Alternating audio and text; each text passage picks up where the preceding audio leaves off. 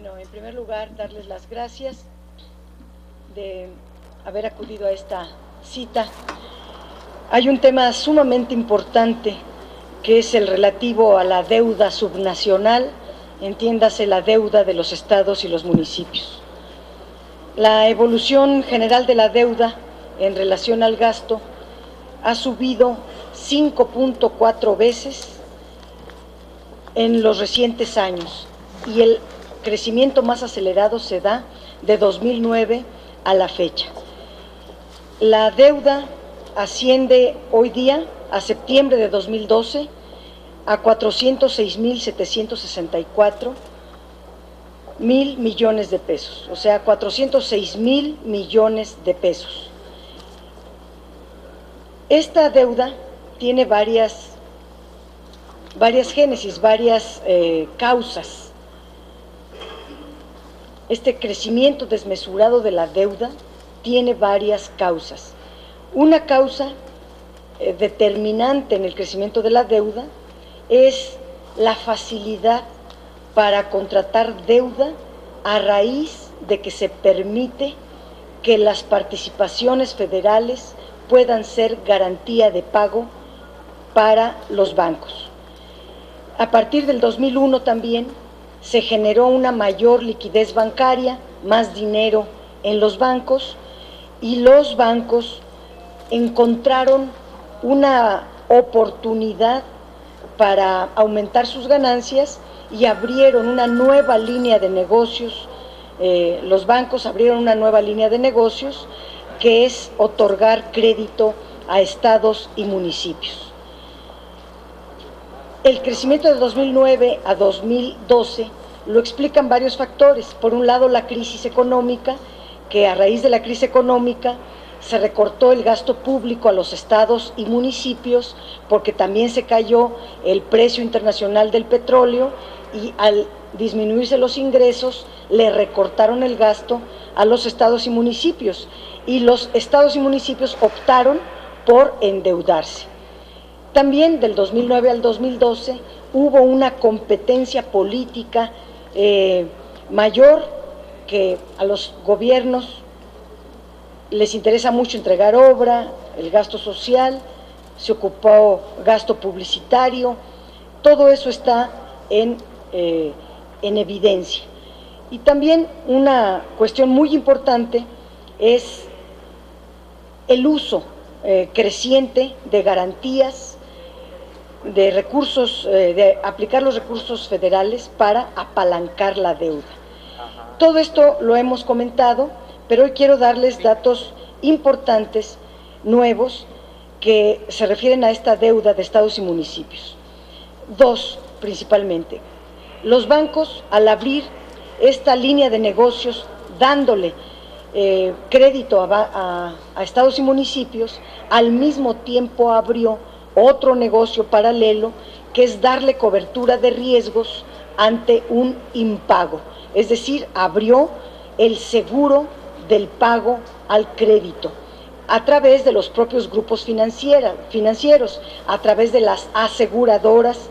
Si algún estado o municipio incumple con el pago, entonces es la aseguradora la que paga y el banco nunca pierde. Aquí también tenemos que señalar que estamos hablando solamente de la deuda directa, pero hay otra deuda que es la de el pago a proveedores.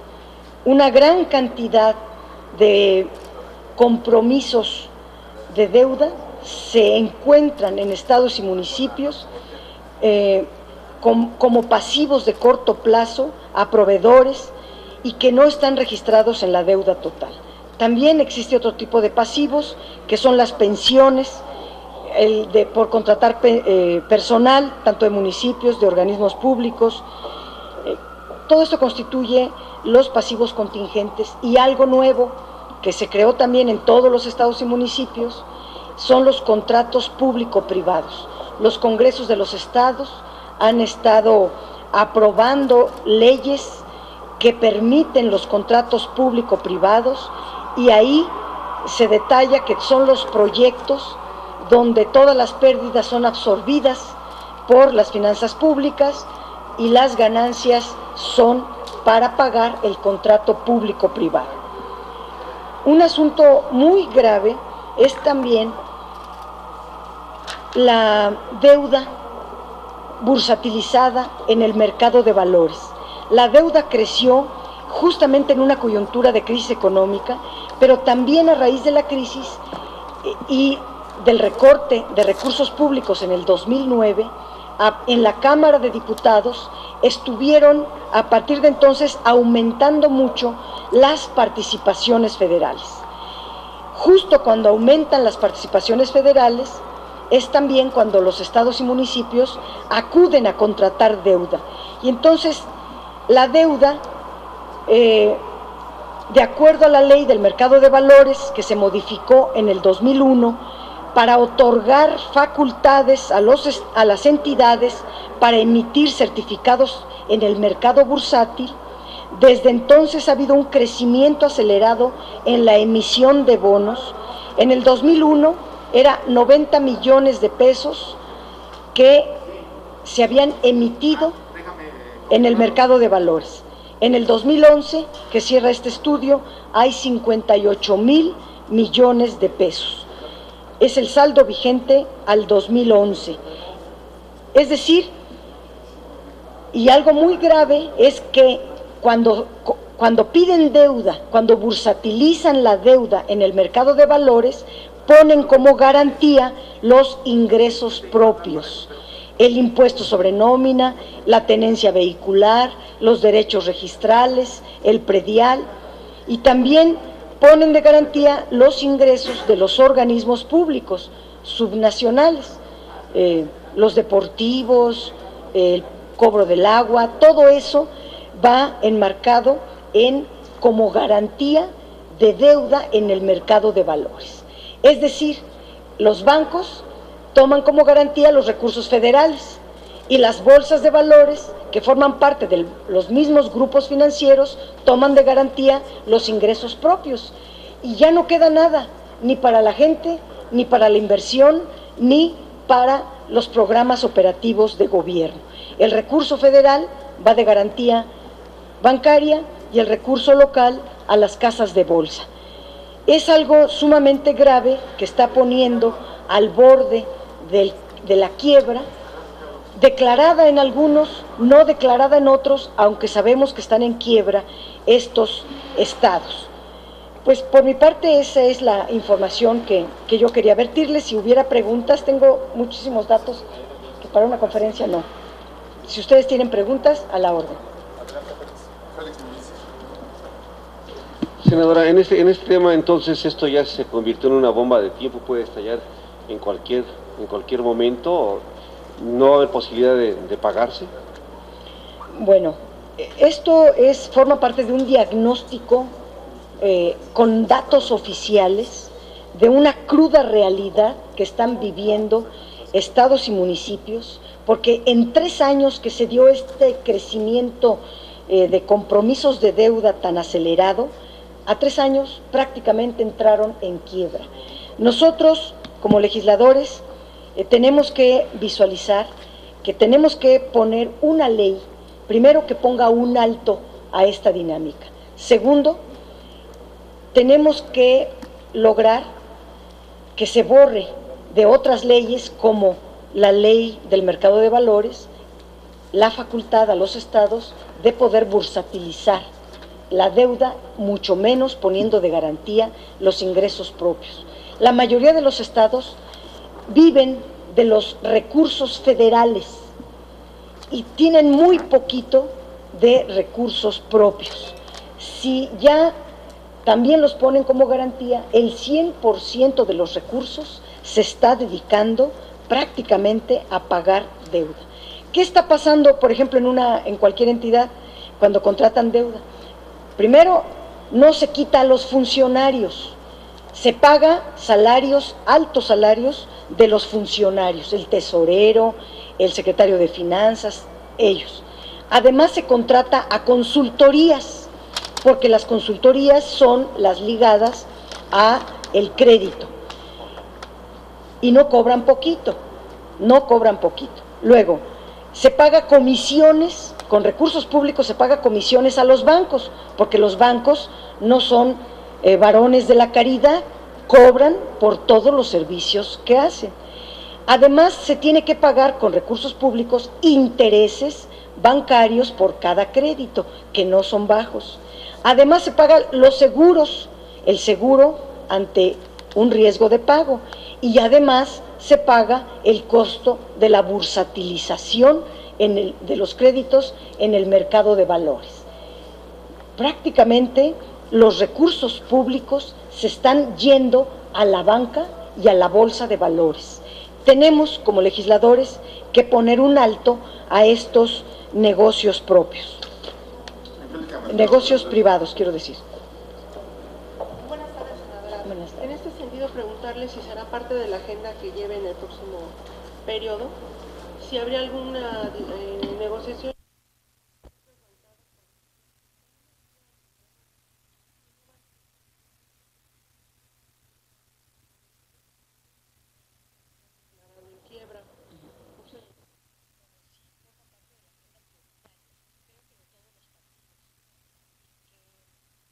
Va a ser un asunto de alta tensión de muchísima tensión nuestra, para que se pueda resolver a futuro, o sea, de ahora en adelante. Pero ¿qué pasa con todo lo que ya está presente en este momento? Pues tendrá que hacerse una evaluación, qué sí y qué no. Tendría que dársele facultades presentes a la Auditoría Superior de la Federación de revisión presente, para que pueda verse qué sí fue, qué sí cumplió con la Ley General de Deuda, a pesar de que cada entidad tiene su propia ley de deuda. Los recursos federales son aplicados con base en la Ley General de Deuda, que es de carácter federal, y esa ley establece con toda nitidez que los recursos de deuda solo pueden ser aplicados para inversiones que produzcan su propio pago. Si alguien incumplió con esa regla, no está, o dicho de otra manera, está violando la Ley General de Deuda. Ahora, hay leyes de deuda locales, que es solo para recursos propios, y hay una interpretación de que cuando los recursos federales aterrizan en un estado se convierten en propios, y por lo tanto les aplica la ley local de deuda, y la ley local de deuda es muy permisiva en hacer prácticamente todo tipo de negocios privados, y esto repercute muy negativamente en los ingresos estatales y municipales. Entonces tenemos que hacer primero el diagnóstico en dónde se incumplió con la ley y dónde se cumplió con la ley, porque la Ley General de Deuda es buena. Pedir crédito para hacer obra pública, para invertirla y generar el propio pago, eso es muy bueno, siempre y cuando tenga este cumplimiento. Si no lo cumplieron, no va a haber un pago que respalde, y por lo tanto es una bola de nieve que va creciendo y que no puede haber rescates, porque además no hay de dónde rescatarlos, más que aumentando más la deuda. Y la deuda federal, estamos hablando ya de puntos del PIB. Esto todavía no alcanza a ser gran parte del PIB, porque además esta deuda subnacional debe de compararse en función con el Fondo de Estabilización, que es donde parten las participaciones federales para dársele a los estados y municipios. Tenemos que transparentar los contratos de endeudamiento en cada entidad y en cada municipio, a quién se le dio. También tenemos que transparentar los contratos con las consultorías, porque hay consultorías que cambiaron de nombre, por ejemplo, pero antes de cambiar de nombre hicieron grandes negocios con deuda. Y también tenemos que fijar un límite desde la federación de qué porcentaje de participaciones federales puede usarse como garantía. Yo diría que nada, a raíz de cómo están las cosas, pero hay un límite aceptable que han llevado otros estados, que es a lo más un 30%. La mayoría de las participaciones va, se supone, a la gente en políticas públicas y una mínima parte es para dar garantía de crédito. Esa pudiera ser otra regulación que se puede dar. ¿Alguien más? Me quedó una duda cuando habla de que estos recursos se dedican a una parte de servicios que genera su propio pago. ¿Cómo de qué estamos hablando? Nada más Tlaxcala. Nada más Tlaxcala tiene una ley local que le prohíbe al gobierno del estado endeudarse por más de un año. O sea, el crédito que paga lo tiene que pagar a lo más en un año y le impide endeudarse más allá de un sexenio en turno. O sea, no le hereda a un gobierno futuro deudas de un gobierno presente. Esa es una regla que todos deberían de tener, independientemente de que en ese estado sí hubo cambio, alternancia, aunque sea de PRI a PAN. En otros estados no ha habido alternancia, ha habido un monolitismo político eterno y es ahí donde están los mayores problemas, los mayores endeudamientos, el mayor abandono a las condiciones de vida de la gente. No hay recursos ni para pagar a los trabajadores, menos para surtirles servicios, menos para política social. Es una realidad que yo la veo desde el ángulo de la población.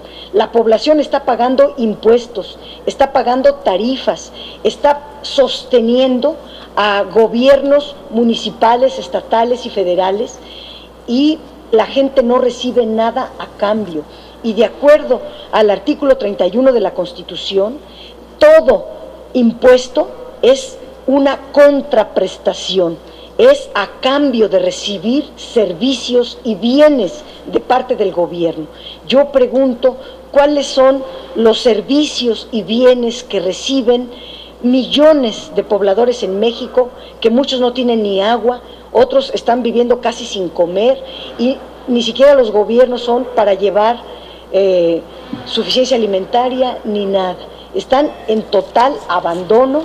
No hay gobierno municipal, no hay gobierno estatal, no hay gobierno federal que vele por los derechos de la gente, y hay dinero inmenso, son casi 4 billones de pesos al año, que de todo eso la mayoría va a los grandes negocios privados y no va a la gente.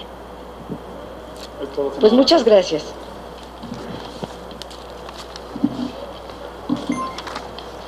Gracias.